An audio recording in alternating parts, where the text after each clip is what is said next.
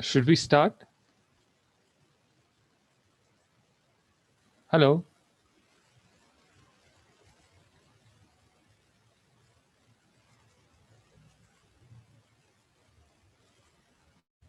Hello.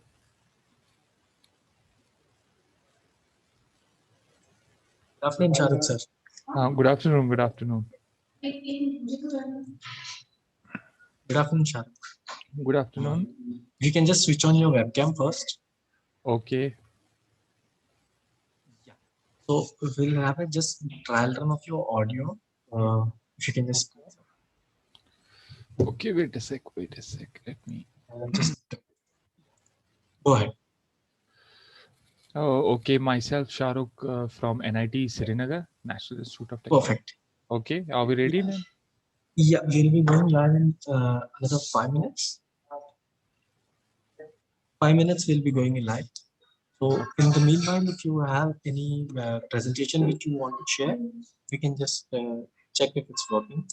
No. As such, I have told already Miss Anahita Suri that I will be Yeah. only speaking, sharing information, and there will be no PPT. Okay, fine. I just wanted to confirm that's all. Okay. She's on another call. She's taking the session. So we'll join in a few minutes. Okay. So there are no presentations or videos from No. your end, right? No. Okay. You are just speaking. Yes. Thank you. Just make sure when you're speaking, your webcam is on throughout. Okay. So Okay. people can see. Okay. Why not? Why not? Anything else you want to? No, Before we I start? so how much time I've got? It's 2:41. Yeah. You will have 45 minutes. It's still 45 start over. By 15:30 the cap. 50. Yeah, till 15:30. Okay. 3:30. You have 45 minutes. So should I start now?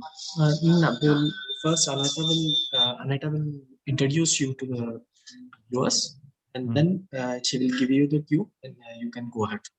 You can take it. Okay. We'll start in another 2 minutes, maybe 2 or 3 minutes, and Anita will let you know when we are starting. Okay. Salam, Shahrukh. How are you? Salam. I'm fine. How are you? I'm good. Well, I'm glad कि अभी वहाँ बिजली और internet है. Yes. Yesterday we were given 4G back. Yay. Wow. हाँ. So अभी NIT is अभी तो winter vacation होगा, है ना? Its winter vacation is going on. We have only PhD scholars and master scholars there. No BTech students. Is NIT Srinagar now like operational? Because I think 1.5 साल पहले तो शायद curfew वगैरह के दौरान बंद भी हो गए थे. Yes. It went off after 5 August, but for a brief time. Then afterwards, they opened only it for PhD scholars and master scholars. Okay. I've been to your campus. When? I think 1.5-2 साल पहले. हाँ. Okay, for what? I was working in Rangret. तब किसी काम से गए थे. Really? हाँ. For which? I guess NILIT. नहीं, NIFT Rangret. Okay, National Institute of Fashion Technology. Oh, great. So you left from there and went to Ahmedabad School of Design, I guess? Yeah. Oh, what was the transition is too huge. Yeah. Leaving a National Institute of Fashion Technology and going to Ahmedabad. Hello. Okay. Anyways. So should I start? I'll give you a thumbs up when we are ready to go live. When we go live, and मैं पहले आपका introduction पढ़ लूँगी, and उसके बाद I'll say now I request Shahrukh to start, so then you can start. Okay, and who will be our audience? Audience is, well, at any time we have around 2,500 people in the audience, which is students, design professionals, academicians from all over the country, and even from abroad. Okay. So right now they won't be joining us. नहीं, they are joining, but हम इस window में उनको नहीं देख सकते. They are on a different portal. Okay, okay, okay. Yeah. So this window is only for you, me, and the tech people here. Okay, so it happens without any kind of noise and Yeah. chaos. Okay, So if okay. you want to see the other sessions, you can go to the website of Ahmedabad Design Week and go live. It will ask for your phone number. फिर आप OTP डालें तो आप वहां से कोई भी sessions देख सकते हैं. Like, Got it, got it, got it. तो ऑडियंस वैसे वहां से देख रही है. Good, good. That's great. This modus operandi of yours is very much good. We may copy it. Well, we are I flattered. guess you don't have a copyright for this. I'll have to check with the tech team on that. Okay, okay, okay. Okay. Sure.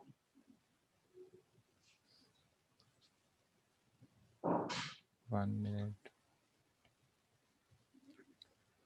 So, regarding the topic, can I speak one additional on one additional topic, namely adventure playgrounds? ठीक है. We are live now. Okay. Okay. Hello and welcome everyone. Our next session for today is with Mr. Shahrukh Mushtaq from the National Institute of Technology in Srinagar, Kashmir. Shahrukh is the Incubation Manager at Innovation Incubation Entrepreneurship Development Center. His role is to facilitate to help innovators, budding entrepreneurs in their journey of taking an idea, a product, or a service to the market. He provides support with refining the business model, marketing model, manufacturing the prototypes, and seed funding. Today, Shahrukh will talk about the history of toys from the clay and terracotta pieces of the Indus Valley civilization to the various toys across cultures that infants and kids engage with today. He will also talk about traditional toys from Kashmir made of wood, clay, terracotta, and cloth, and how they are becoming obsolete in today's world of plastic toys. So let us please welcome Mr. Shahrukh Mushtaq. Thank you very much. Thank you very much, Anahita. A very warm welcome to whosoever is listening to me. Guests, whosoever is listening to me, students, designers, whosoever. So I would like to start with this thing that history of toys goes in hand in hand with the human history. Whenever there is a human in any place of the world, the toys will be there. Throughout the history, customs and traditions have affected in small or large capacity the development of toys. Long before man, long before man learned how to read and write, toys were already a part of human life. Indeed, they were, and we can call them as infants' companions. While we were being brought up by our parents, they used to make us sleep by making us hear to lullabies, which vary from region to region. Making toys for kids and newborns were indeed a matter of interest and pleasure in human life, and not a necessity. Indeed, making toys is not a necessity. We don't, the toys are not edible as such, but we instead get pleasure from them. Our kids get pleasure from them, and the newborns as well.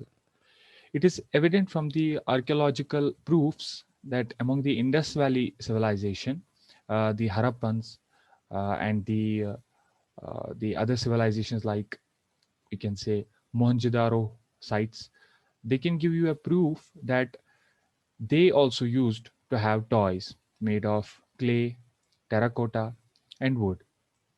All of them are preserved in whomsoever have been found are preserved in museums and places where artifacts are stored.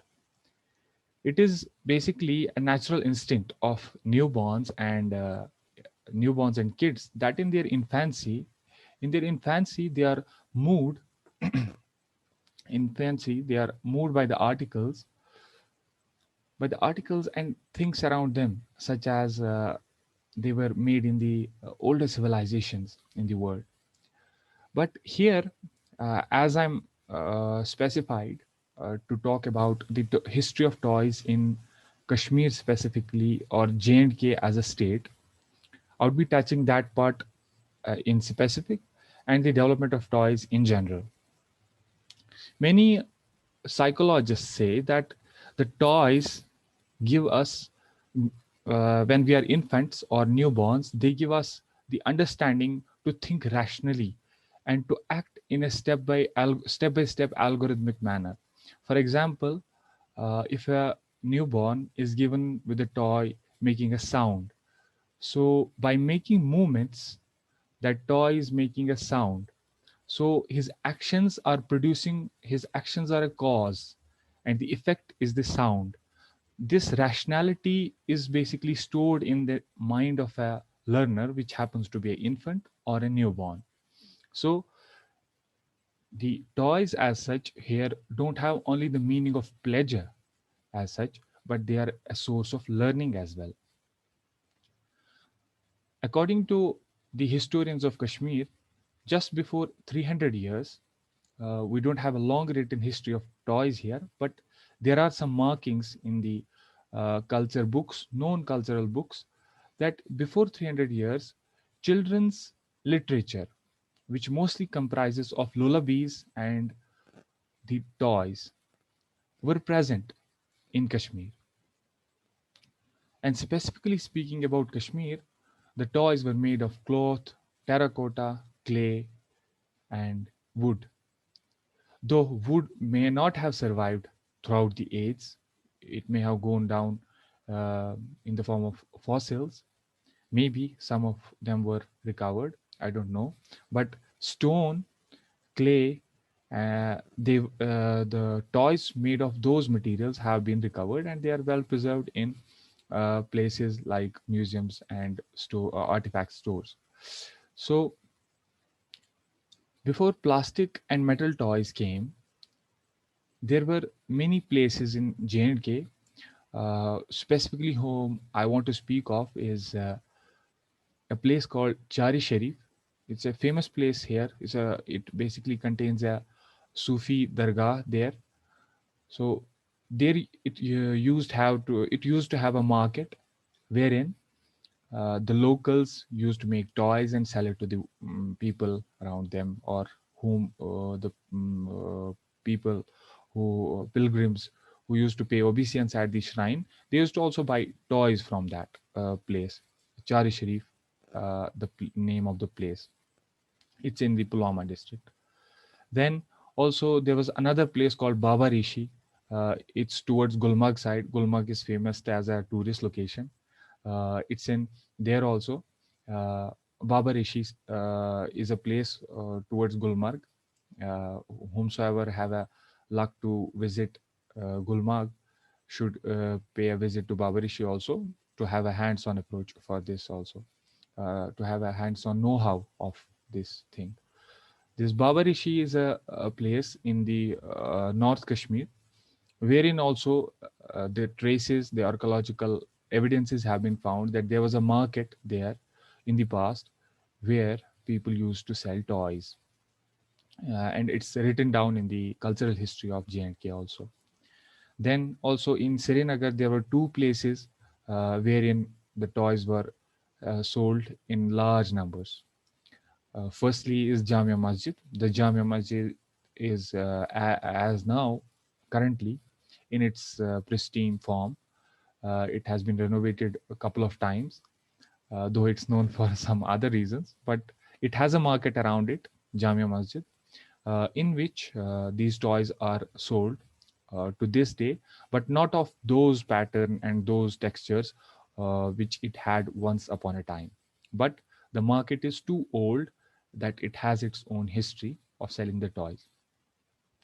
And then also Hazrat Bal around there's also a shrine in Hazrat Bal. To this day, we have a market there, and in that market, at that time, there also used to be the toy market, wherein the locals used to make toys and sell it to the pilgrims who used to pay obeisance at the shrine and come to the shrine and visit the shrine. They used to also buy toys from there. One of the famous toys in the written history of J&K, specifically Kashmir, was a wooden ring.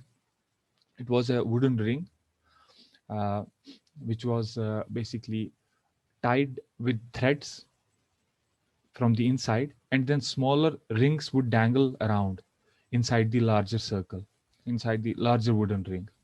And it was kind of when you hold it this wooden ring in your hand and dangle it around, the little rings inside the larger circle would basically devolve, or like a pendulum, they mm, basically do a to and fro motion, and which used to amuse and give a pleasure to a newborn or a kid. So this was one of the toys which used to be manufactured and sold out in large numbers in the olden times here. It used to have a name also. We used to call it in Kashmir Tokin, Tokin. It's basically, I'm transliterating it, but in real sense, it's basically a Kashmiri term called Tokin.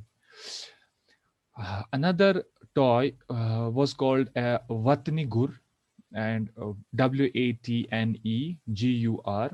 Watni is kind of uchalna kudna, and Gur is basically horse. These are both basically Kashmiri terms. So it was basically a horse with wooden tires, meant for helping infants making their first successful steps. So this was also made in-house in the Kashmir and sold out in the market in larger numbers. I guess we have, in these days, we have the plastic versions of the same and much more ergonomic designs of the same Vatnigur. Then also, we also used to have another toy called Chanchpoot, Channchipout. Again, these are Kashmiri terms, and I'm transliterating to you. This Chanchpoot was yet another toy. It was basically a toy which had inside it a number of spheres, metallic spheres, inside which there were pebbles. So anyone who used to shake it up or move it around this toy, it would make a sound, and the sound would engage the children in an active play. And nowadays we call it a babysitter. Now babysitters are in variant forms. We call even the our phone as a babysitter, because you can put on the rhyme on a YouTube or anywhere any other platform and give it to a child, and it will go on its own making those rhymes and those noises, and which engage the children. And in those days, surely they didn't had a YouTube, so this thing used to be there, called Chanchpoot. Then another toy also was there, Brr, कहते थे उसको, BEREH. It was another colorful toy. It used to be, it was used by children to play in water. They used to put it in water and wave it from this way to that way. It was also a source of amusement for the children. Then there were clay toys also, of whose evidence has been recorded, that in the form of horse, clay toys in the form of horse, cow, and piggy banks. I want to specifically speak of piggy banks here. For piggy banks, we have our own Kashmiri term called bugilwar. It's a Kashmiri term. This bugilwar used to be a Kashmiri version of piggy bank. So they either used to have, since it was mostly barter system at that time, there used to be less cash, less gold and as coins. So barter system was more at that time. So bugilwar at that time was more of a toy. But in the later times, just some 30, 40, 50 years before in Kashmir, it started to be used as a real piggy bank, wherein kids would save money or store money whomsoever they want to save. So this piggy bank had its own Kashmiri version called Bugilwar. It was made of clay, and nowadays you can see also, if you will go to the countryside or quote unquote rural side of Kashmir, you may see it in markets being sold, but more kind of advanced versions of those, with finer surfaces, with colorful surfaces even. Then also, it has been recorded in the history that kitchen utensils were also made too out of clay for girls.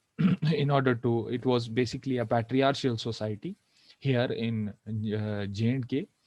So they used to give swords and other things like heavy things to kids, male kids, and to female kids they used to give these colorful toys, kitchen utensils for playing and basically associating themselves with the locale. And again, I want to emphasize on this point. You can see that it was basically a source and a means for the elders to transfer down their heritage and whatever they had traits to their next generations.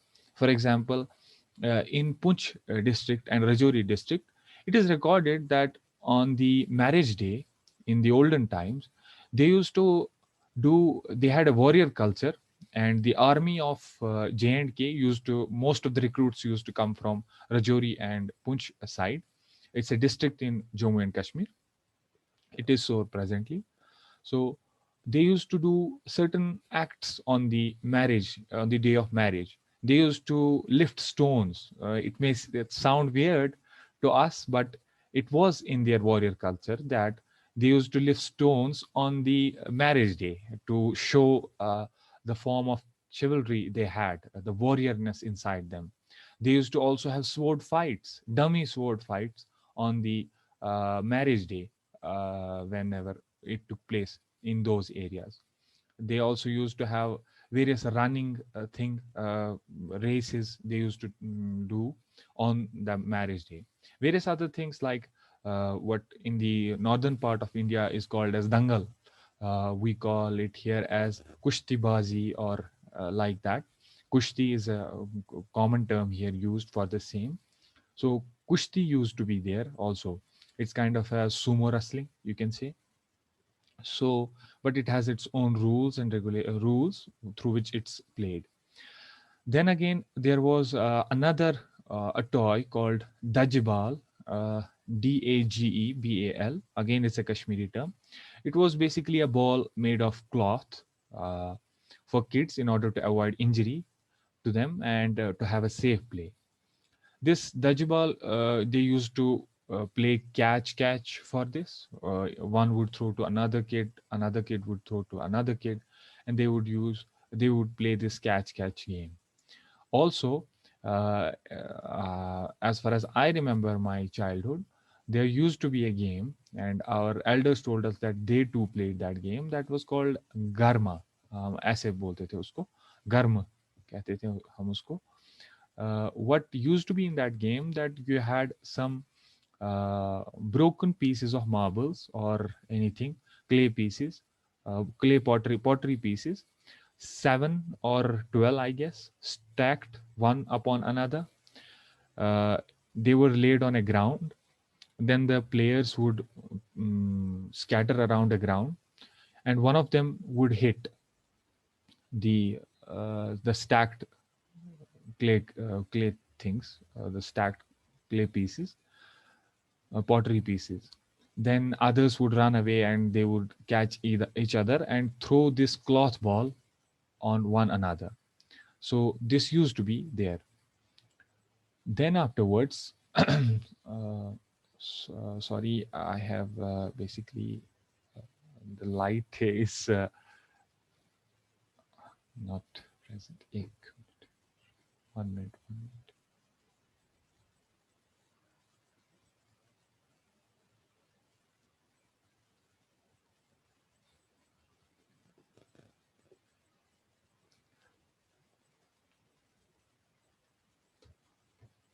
One minute.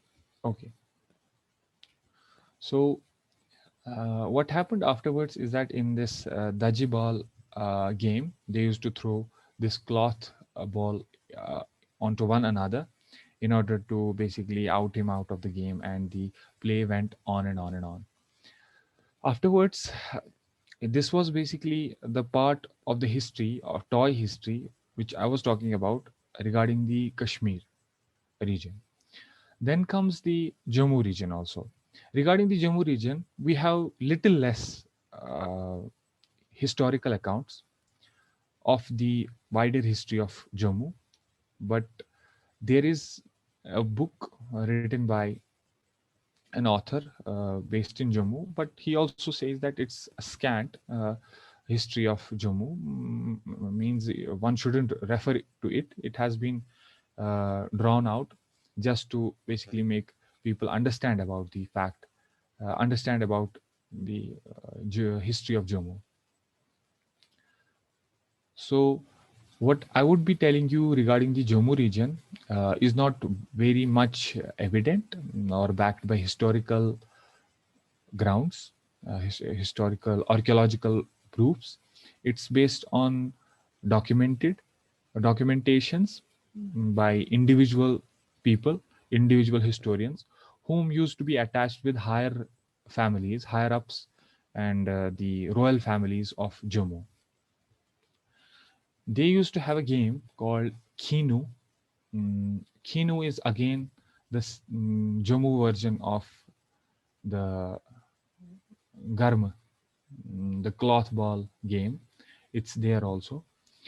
Then there were other games also, but specifically I would speak of a specific toy that's called as uh, that place is called as uh, Baba Agar Jito. It's in Jammu region. It's in Katra, uh, Katra and Riasi. It's in between there.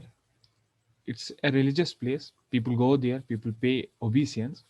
Now, what is special about that is that around that Baba Agarjito religious site, it's people go there as devotees for some need.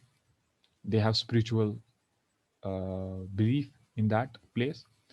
What is special about that place is that they used to, and they do it now also, buy dolls and male dolls, I can say.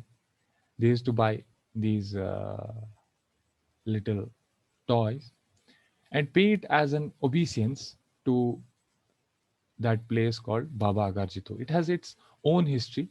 Uh, it's Agarjito and Baba Agarjito and his daughter.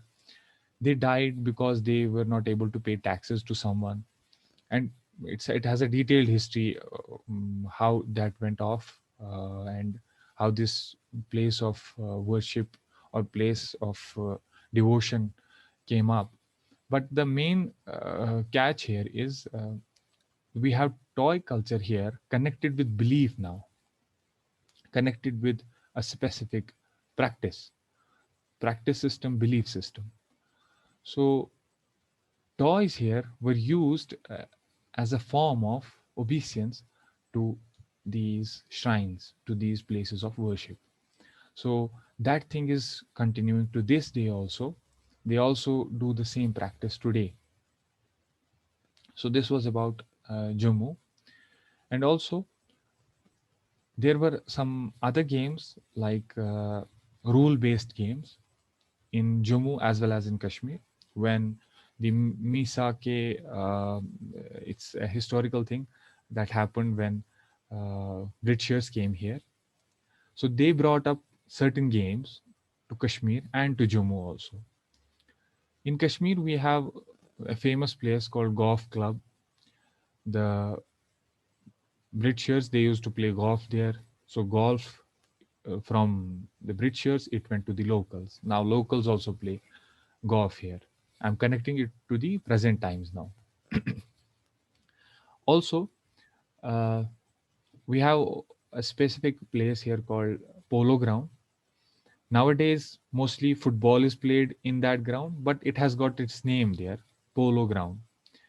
The reason is again, Britishers came up with this game of polo and they used to play it there. So that place is famous for the game of polo. So we had that rule based game here also. There were also in Jhelum, we have a specific tributary of that called as Zoontkol. It's basically, you can translate it as an apple stream. We call it in Kashmiri as Zoontkol. So in this Zoontkol, what they used to do, these Britishers, they used to do rowing. This rowing is a common game in US and in Europe, and they used to do it here also. So this went on afterwards, and now it is being played in Dal. Now, with the emergence of modern tech and with the emergence of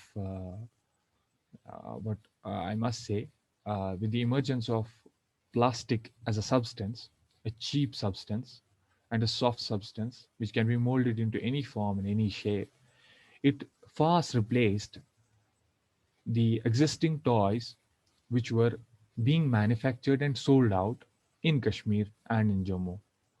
So imports began taking up the exports, and the scenario changed.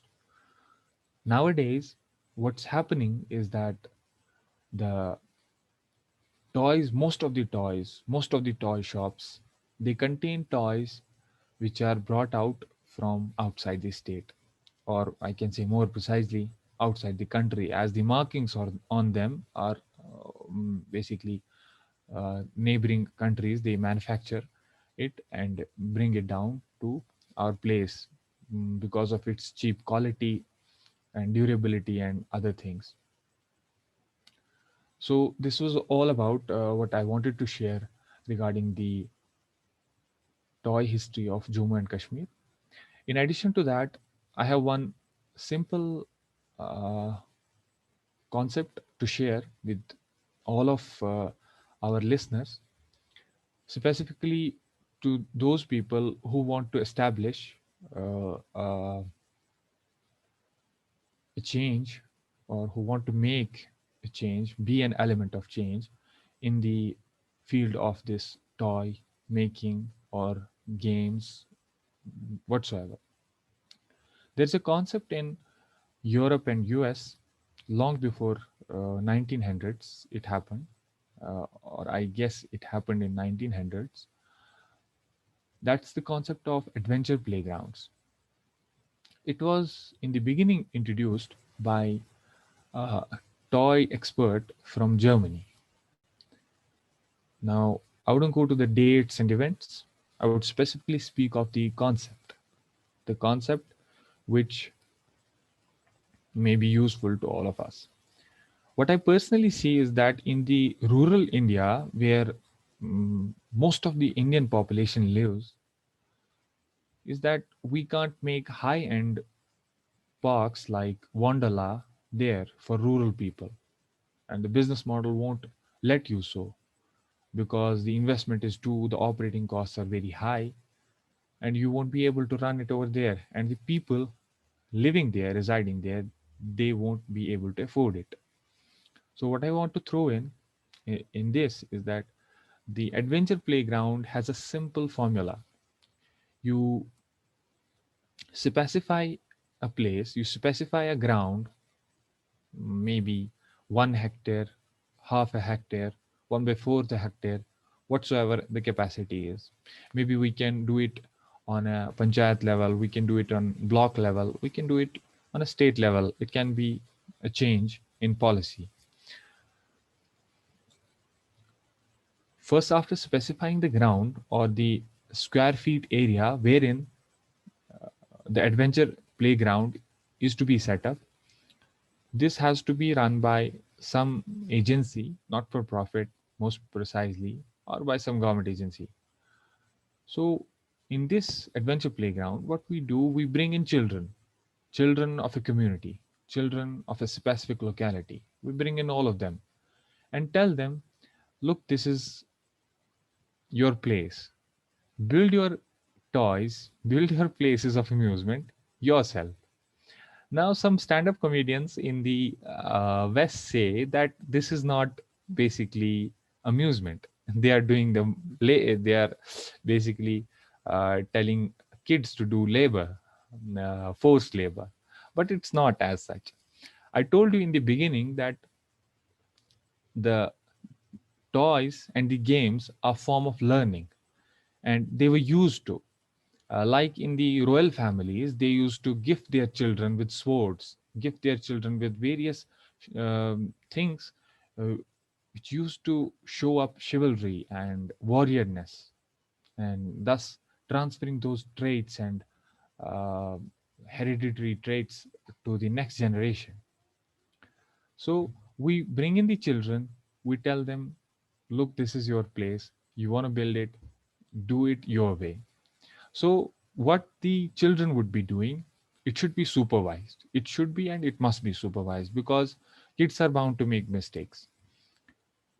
What has been seen in those adventure playgrounds, that kids used to build uh, all sorts of things. They would dig up earth, dig pits, to play in pits, and then use that soil to make slopes, and then play on those slopes as well. If you give them wood, they would build an uneven house, and in that uneven house they would go inside, play like they are little husband wives, little brother sisters, and mimic like they are cooking food and doing all sort of things. So uh, this is the idea of adventure playground. The kids do all the things by themselves. They build it over and over and over again. They make mistakes, they reform the model, they do it again. They may keep on upgrading this place, adventure playground. And why I see this as a formidable model for the rural India, because government cannot put much resources into rural India just for the pleasure of a newborn, just for the pleasure of a kid aged 3 to 6 years old, 3 to 6 years old. So, adventure playgrounds can form a change in the field of amusement for rural India, and it may remove the class difference also. It can act as a pioneer for that. It can remove the class difference also, as you can see that most of the people from well-off backgrounds, they happen to visit Wonderla and top amusement parks here and outside. But the people from countryside or the specific rural backgrounds or the poor or underprivileged backgrounds, they don't happen to see any kind of these high-end amusement parks. So I see this adventure playground can form a change in this part of toy making and playing games. Also, what I want to share afterwards, this adventure playground, remind you all that toy making has also its rules. It has to be safe, it has to have low hazard, low risk, it has to have many things. There are two schools in USA which are specified for this toy making art. They offer degrees in that uh, toy making and game making as well. So it's not as such anyone should go on and design a toy. It has to have round edges. uh, the toys are made, almost all of them, with a round edges. They do not and should not have pointed edges, because it can injure children. They may poke each other's eyes or anywhere on their face or body and injure each other. So it has its own set of rules wherein one has to design a toy.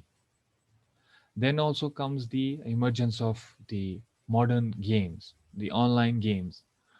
Nowadays, we see the gaming world has basically made it totally a different affair.